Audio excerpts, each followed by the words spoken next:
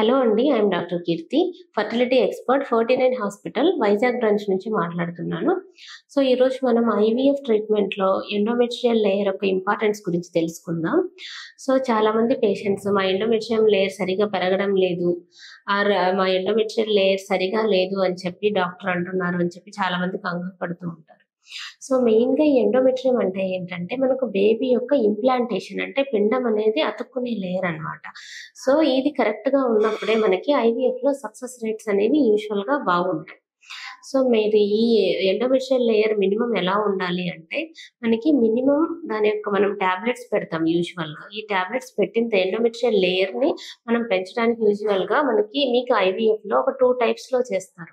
ఒకటి ఫ్రెష్ సైకిల్‌లో అంటే ఆల్మోస్ట్ మీకు ఇంజెక్షన్స్ అన్ని ఇచ్చిన తర్వాత ఐవీఎఫ్ ట్రీట్మెంట్ స్టార్ట్ చేసి సిమిలర్‌లో మనకి సేమ్ సైకిల్‌లోనే ఎండోమెట్రియల్ లైనింగ్ అనేది మినిమమ్ ఒక 7-8 వచ్చి కరెక్ట్‌గా ట్రిపుల్ లైన్ వచ్చింది అంటే ఆ మంత్‌లోనే ట్రాన్స్‌ఫర్ చేయడం జరుగుతుంది.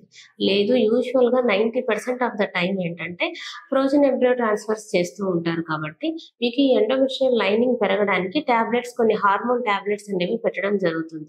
సో, ఈ విధంగా ఈ హార్మోన్ టాబ్లెట్స్ పెట్టిన తర్వాత గర్భసంచిలో లేయర్ అనేది పెరగడం జరుగుతుంది. సో, ఈ విధంగా మనకి టాబ్లెట్స్ ద్వారా కూడా లేయర్ అనేది కరెక్ట్‌గా పెరగడం లేదు. సో, ఫ్రెష్‌లో అయినా సరే, ఫ్రోజన్‌లో అయినా సరే, ఏ సైకిల్‌లో అయినా సరే మనకు లేయర్ అనేది కొంతమందికి పెరగదనమాట. For example most common PCOD పేషెంట్స్‌లో కొంతమందికి చాలా థిన్ ఎండోమెట్రియం అంటారు. అంటే మనకి ఈవెన్ లెస్ థాన్ 7 ఎండోమెట్రియం ఉంటుంది. ఇంకొంతమందికి ఏమంటామంటే థిక్ ఎండోమెట్రియం అంటామనమాట. అంటే మనకు క్లాసికల్‌గా ఉండే ఆ ట్రిపుల్ లైన్ 3 లైన్స్ కాకుండా సో, అంతా హైపర్ ఎకోయిక్ ఎండోమెట్రియం కనిపిస్తూ ఉంటుంది. సో, ఇలా హైపర్ ఎకోయిక్‌గా థిక్‌గా ఉండడానికి రీజన్స్ ఏంటంటే ఇలా హార్మోన్ ఇంబాలెన్స్ ఉండడం, లేదు కొన్ని రకాల ఇన్ఫెక్షన్స్ ఉండడం. సో, ఈ ఎండోమెట్రైటిస్‌లు ఇటువంటి క్రానిక్ ఎండోమెట్రైటిస్‌లు ఇటువంటి ఇన్ఫెక్షన్స్ ఉండడం మూలంగా ఏమవుతుందంటే గర్భసంచి అనేది ప్రాపర్‌గా 3 లైన్స్ ట్రిపుల్ లైన్ ప్యాటర్న్ అనేది లేకుండా డిస్టర్బ్డ్‌గా ఉంటుంది.